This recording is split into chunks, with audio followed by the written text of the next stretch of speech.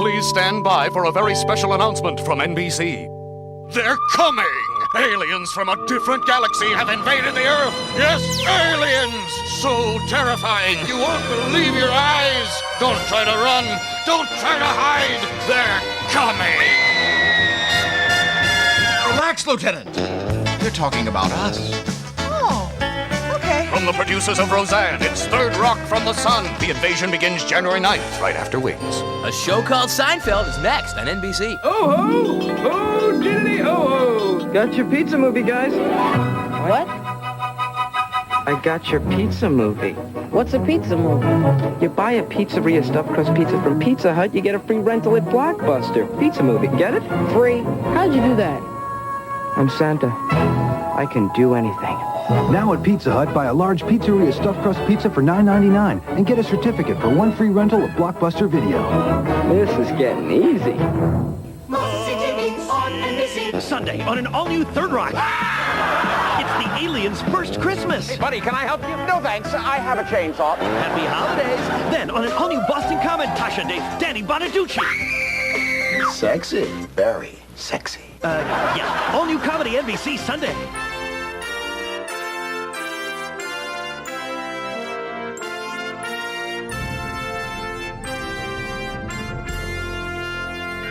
Sitcom, all ye faithful, a Christmas podcast special, where for the fourth time I discuss 25 Christmas sitcom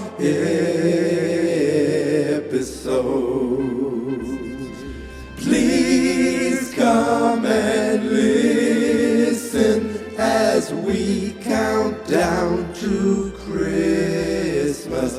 You should see Punky Brewster, the Partridges and Benson. Michael J. Fox will return, and for one more year the Fonz will definitely have one last episode with the Fonz.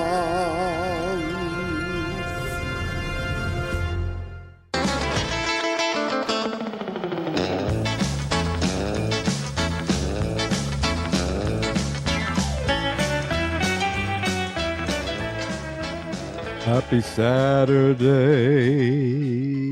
Happy Saturday. It's Saturday, day 14 of Sitcom, all ye faithful. Welcome back, everybody. It's day 14.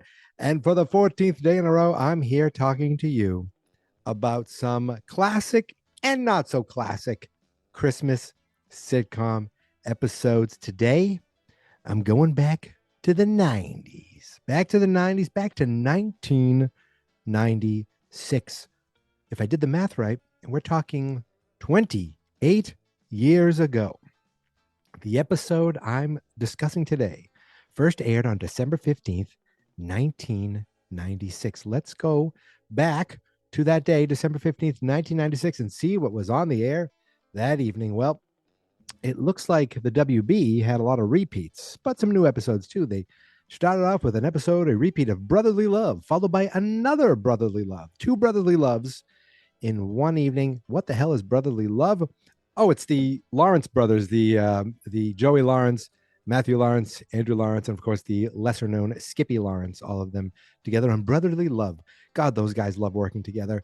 Followed by at 8 p.m., The Parenthood. If I'm correct, is that a Robert Townsend show? You bet your balls it is. That was another repeat. At 8:30, we start the new episodes. We have The Steve Harvey Show. Unhappily Ever After was also new at 9 p.m.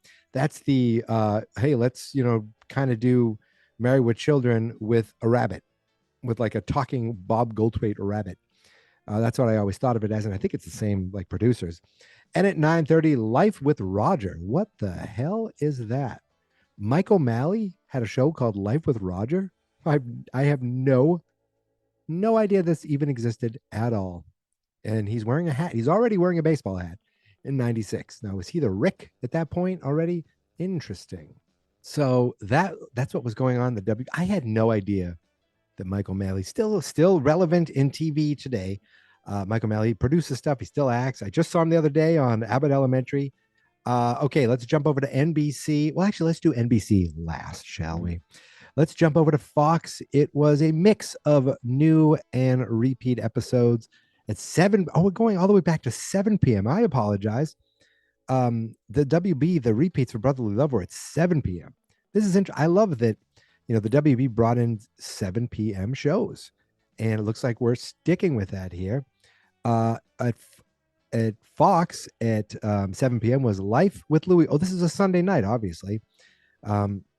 A new episode of Life with Louie. That's the Louie Anderson cartoon, right? Followed by 7:30 p.m. The Tick. Remember The Tick? That was a repeat. This must have been some of the animation domination. And at 8 p.m., Lisa's Date with Density, a brand new episode of The Simpsons. I don't know what that episode was about. At 8:30, Ned and Stacy. I remember that show. That show was around for a while with the dude from Wings, who then became the Sandman in Spider-Man 3. And followed by a repeat episode of The X-Files. On CBS at 7 p.m., it was 60 Minutes, followed by a repeat of Touched by an Angel, and a repeat of the Hallmark Hall of Fame, The Summer of Ben Tyler, a brand new movie, The Summer of Ben Tyler, no idea, starring James Woods before he went cuckoo bananas. Over on ABC, there is we don't know if they're repeats or not. It looks like brand new episodes of America's Funniest Videos at 7 and 7:30 p.m., followed by a brand new episode of Lois and Clark, The New Adventures of Superman, which for some reason I never watched. I feel like I should. I think it's available on Max, before Dean Cain went cuckoo bananas. And it was the night of before Mixmas. Oh, it must be Mr. Mixel-Plitnick or something like that. Followed by 9 p.m., there was a TV movie, because Sunday nights, a lot of these shows put on TV movies. To Love, Honor, and Deceive, a 1996 film starring Vanessa Marcil, James Wilde. Wasn't Vanessa Marcil married to Corey Feldman for a hot minute? Watch Vanessa Marcil, and I apologize if she wasn't. She was on 90210. Oh, yes, she was married to Corey Feldman for 4 years. Oh my goodness gracious. And then she started dating Brian Austin Green. She was married to some other dude. I don't know why we're talking about her. Brian Austin Green for a couple of years, and now she's with MC Martin, whoever the hell that is. They're engaged. I hope it works out for them. Anyway, where was I? Oh yes, that was what was going on over on ABC. Now let's jump over to NBC at 7 p.m. Dateline NBC. Let's go forward at 9 p.m. Let's do a 9 p.m. movie, Lightning Jack, which I think is Paul Hogan, if I'm correct. The movie Lightning Jack, I believe, is a Paul Hogan movie. At 8:30, Boston Common. Remember that show? I kind of do. I think I watched it. And at 8 p.m., we're talking about tonight's episode, Third Rock from the Sun, Jolly Old Saint Dick. Yes, they liked using dick jokes in this show. Third Rock from the Sun. This is a show that debuted in January of the very same year. This is the second season, so it was a mid-season replacement. It debuted on January something or other. Let me see if I can find the exact date. January 9th, 1996. And in fact, there's a joke about that in this episode, because they say, he's like, Tommy, when did we first land on this planet? They go, oh, January 9th, 1996 at exactly 8:30 p.m. And then what's his name? Harry said 7:30 Central, which I thought was a very funny joke, poking fun at TV and TV scheduling. If you don't know, Third Rock from the Sun, and it's funny because then a couple of years later, they come out with a show called 30 Rock, which, look, NBC, that's a little confusing, but I guess we know 30 Rock is for 30 Rockefeller Center, which is where NBC Studios, NBC is located in New York City. but no one outside of that, like that feels like an insider term. So they could have called it something else. But okay, 30 Rock and Third Rock, not related at all. Third Rock from the Sun is about 4 aliens coming to learn about Earth, right? They weren't coming to conquer Earth. They were coming to learn about Earth. And one of the I don't know if it was stunt casting, but having Jane Curtin from SNL, who is, very famously one of the Coneheads, and she was in the Conehead movie. Then she's here as an Earthling. I thought that was a kind of clever little casting. But the big casting for the show was getting John Lithgow. John Lithgow with 3, pretty much unknowns at the time. They became very famous from the show with Kristen Johnson, French Stewart, and Joseph Gordon-Levitt, who's gone on to, have a big acting career. They were the 4 family, which what I've always loved is the names that they have. First of all, their last name is Solomon, which I'm going to guess is like some kind of solo man, something like that, some sort of, or just the most generic joke. I'm not sure why, or generic name, but I love that, they picked, I'm surprised they didn't pick Jane for her name, like Dick and Jane. But we have Dick, Sally, Harry, and Tommy. Now, have you ever heard like the comments, oh, when they talk about a generic guy, it's like, oh, it's just like every other Tom, Dick, and Harry. Well, there you go, right there, Tom, Dick, and Harry. And I always liked that subtle little joke just in the naming.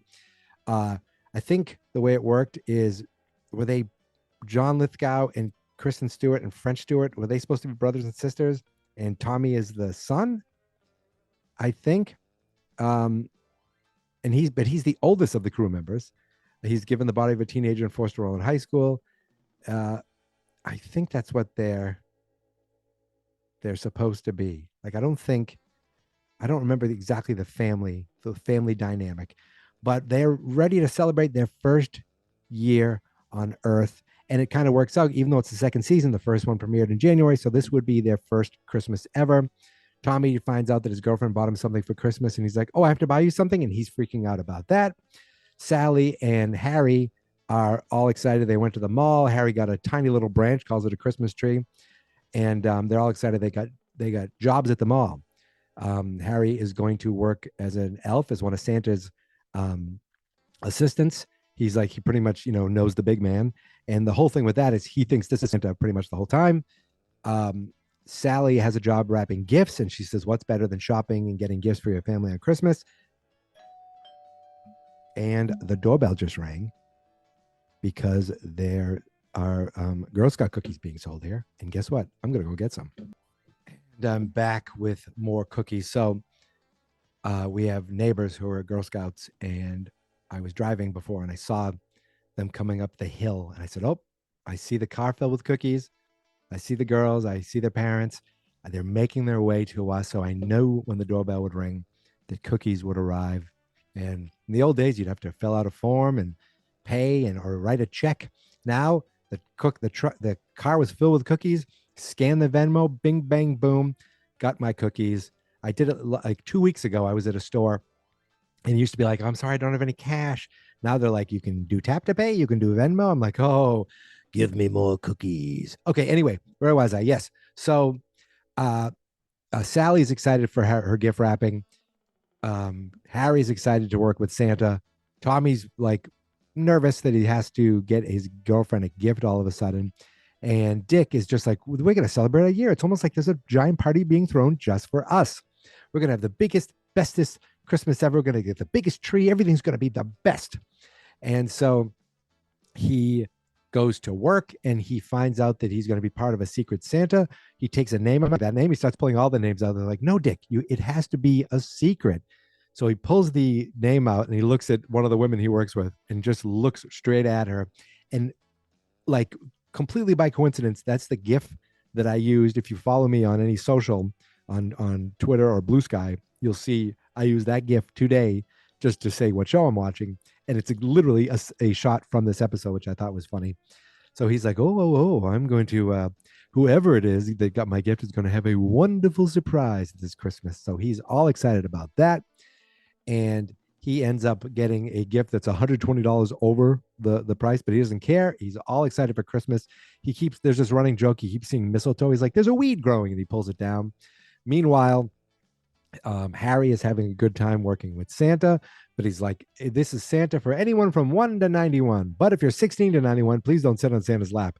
And you see Dick in line. He's like, son of a bitch, or he says something like that. He's like, damn it. And he runs off.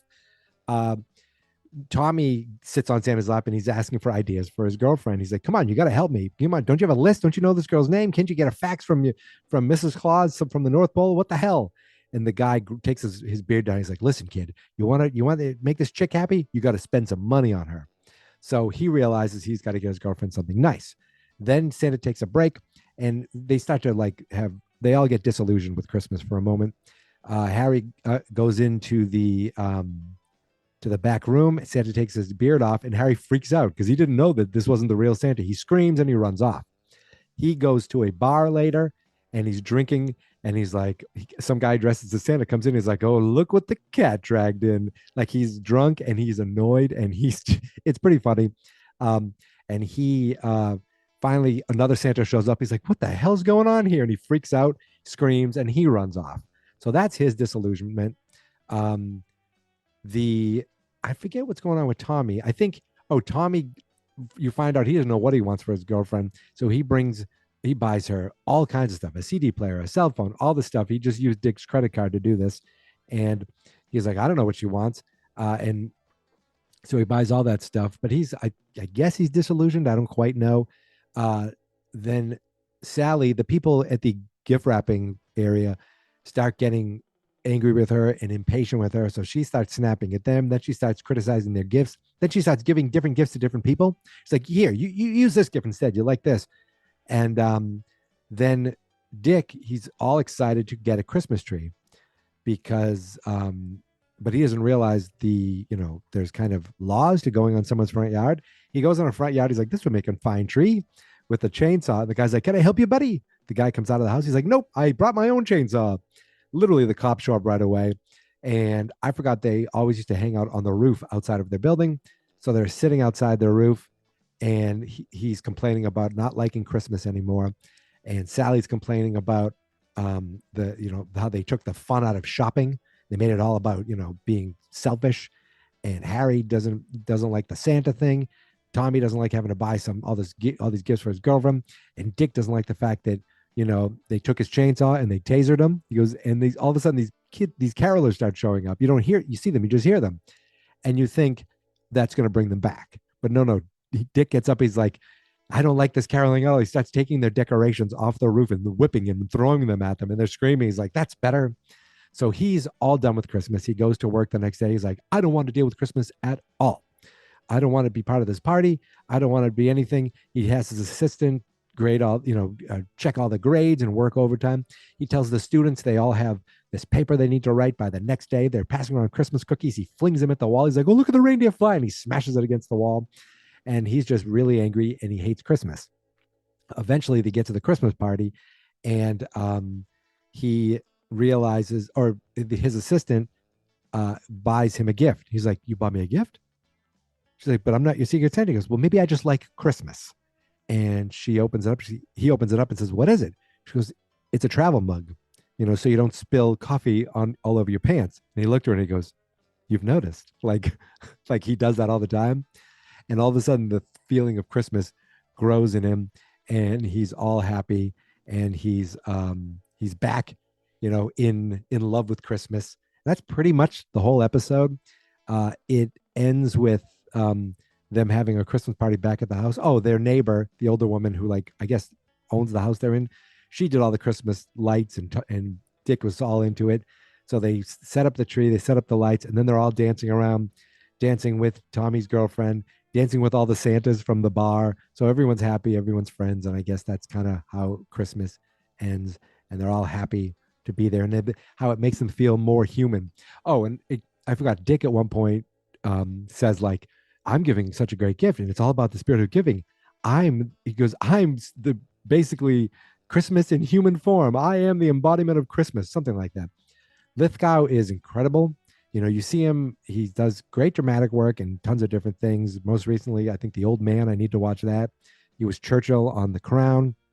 Then you remember back a decade or so ago when he was this I forget what the name is, what the guy's name was. There was a nickname for this killer on Dexter. He was incredible in that. And then you think of this juxtaposition where he is just on, like, at 100, and he's like just over the top, silly, goofy, and it's awesome. And he pulls it off, and it's so good. This is a 90s sitcom with a laugh track. Nowadays, sitcom with laugh tracks feel cornier and cornier. But in the 90s, there still were some good, fun, actual jokes that were actually funny and characters that were funny. They joked about Tommy. Santa's like, cut your hair, you look like a girl. And I remember he had short hair at the beginning. Then his hair grew and grew and grew. And then at one point they finally cut it. And I liked the joke where he goes, you could do that? I didn't know you could do that. Which I thought was pretty funny. I just remember that at the time. I didn't watch this. I don't think I didn't watch the full run all the way through. I feel like at some point Jane Curtin's character does know they're aliens. But I remember watching it at the beginning. This is 96. So a Sunday night on 96, we're probably driving back to college. We would come home a lot on the weekends. My wife and I, we were in college together at this time. And I feel like we would come back. So 94 to January 95 was my freshman year. 95 to January 96 was my sophomore year. So at this point, I had my own room. I had a solo, and it was the best. Oh, I had my own room 2 out of the 4 years in college. And I took the same room my junior year, but they stuck a roommate with me. Ugh. It was a fine kid, but it was just like, I did not want that. So I loved having my own room. I bunked the beds because they give you 2 beds. So it gave me more room. When I was a senior, I put the beds together. So I just had a giant bed in the corner. What am I talking about? Oh yeah, 1996. So I probably was driving home that night. Maybe I got home. Maybe I got back into the room in time to watch this. But again, I'd be watching it on rabbit ears because we didn't get cable until our senior year. So in 96, I was still using an antenna. And maybe I only got so many channels in. I feel like NBC came in sometimes, but I probably just hooked up my Sega Genesis and played some Aladdin or NBA Jam, or was it Mortal Kombat 3 at the time? I think maybe perhaps. But this episode was fun. It was very Christmassy. I was thinking today, I haven't had that trope yet of It's a Wonderful Life. My 2 dads came the closest to that, or the Scrooge thing with the ghost of Christmas, because I've had that. I know Family Ties did it. I know WKRP did it, but I don't know if I had one all 3 years, but I know I've had multiple versions of the It's a Wonderful Life or the Christmas Carol tropes. I haven't had that yet. 14 days in, there's only 11 days left. I wonder if there will be any episodes that broach that theme. But yes, I am done here. I'm going to now. I'm not going to eat the Girl Scout cookies today. I'm going to save them. I'm going to savor them. I got the peanut butter patties because those are the only Girl Scout cookies that I want. They are my favorite because they are the best. So it works out that way. So listen, you can find me on Blue Sky, Instagram, Threads, Mastodon.social, and Twitter at Geek Mentality. On TikTok, it's Geek Mentality Mike. On what the hell is it? Facebook, it's Fans Not Experts. On YouTube, it's Fans Not Experts. And the website is fansnotexperts.com. So that's it. I'm done. Third Rock from the Sun. Fun episode. Everybody made me laugh. Like all 4 characters made me laugh in different, or at least smile, like chuckle. And John Lithgow was the best. He is the best. And then Jane Curtin made me laugh too. And that is it, my friends. So Saturday's in the books. It's only Saturday afternoon as I'm recording this right now. My wife's getting her hair done, and I think she wanted to go to a store and get a couple ornaments. So I might be doing that. But then tomorrow, get another episode done. Look for fansnotexperts.com. There'll be a bunch of new episodes of different podcasts over this weekend. So I hope you check all of them out. All right. I will see you tomorrow, my friends. But until then, thank you for listening. Thank you for subscribing. And here is my theme song. This is my podcast. I made it. Geek Mentality's what I named it. And I think you should listen and subscribe.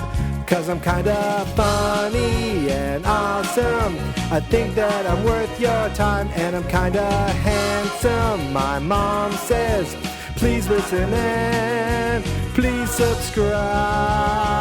At least listen to this episode. Fans, not experts.